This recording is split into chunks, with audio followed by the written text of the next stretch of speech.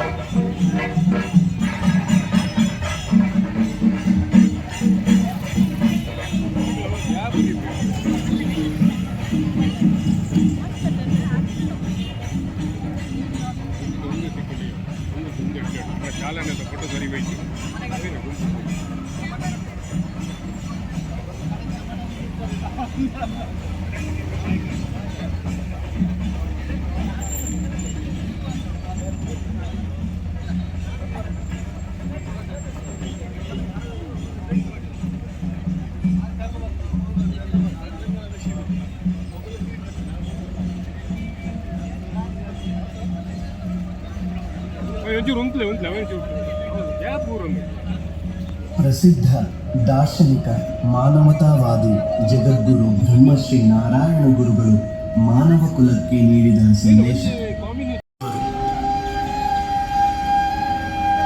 ವಿದ್ಯೆಯಿಂದ ವಿವೇಕವಂತರಾಗಿ, ಸಂಘಟನೆಯಿಂದ ಬಲಯುತರಾಗಿ,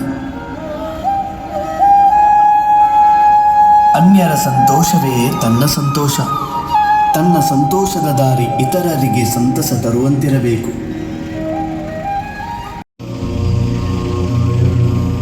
ಒಂದೇ ಕುಲ ಒಂದೇ ದೈವ ಎಂದು ಸಾರಿರುವ ನಾರಾಯಣ ಗುರುಗಳ 170ನೇ ಜನ್ಮದಿನಾಚರಣೆ ಅಂಗವಾಗಿ ಇವತ್ತು ರಾಜ್ಯ ಮತ್ತು ದೇಶದಾದ್ಯಂತ ಗುರುಗಳ ಜನ್ಮದಿನಾಚರಣೆ ನಡೆಯುತ್ತೆ.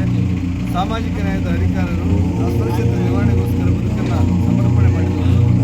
ಎಲ್ಲರಿಗೂ ಒಂದೇ ಬದುಕು ಸಿಗಬೇಕು ಅನ್ನುವಂಥ ಯೋಚನೆ ಮಾಡಿದಂಥ ಮಹಾನ್ ಚಿಂತಕ ಮತ್ತು ಮಹಾನ್ ದಾರ್ಶನಿಕ ನಾರಾಯಣ ಗುರುಗಳ ಜನ್ಮದಿನಾಚರಣೆಯಿಂದ ನಾವೆಲ್ಲ ಒಟ್ಟಾಗಿ ಒಂದಾಗಿ ಗುರು ಸಂದರ್ಶನ ಹೋಗ್ತಾ ಇದ್ದೇವೆ. ಈ ಕಾರ್ಯಕ್ರಮದ ಮೂಲಕ ಸರ್ವರಿಗೂ ಶುಭವಾಗಲಿ. ರಕ್ತರಂಜಿತ ವಾತಾವರಣಗಳಿಂದ ಮುಕ್ತವಾಗಿ ಶಾಂತಿ ಸಂದೇಶ ಮತ್ತು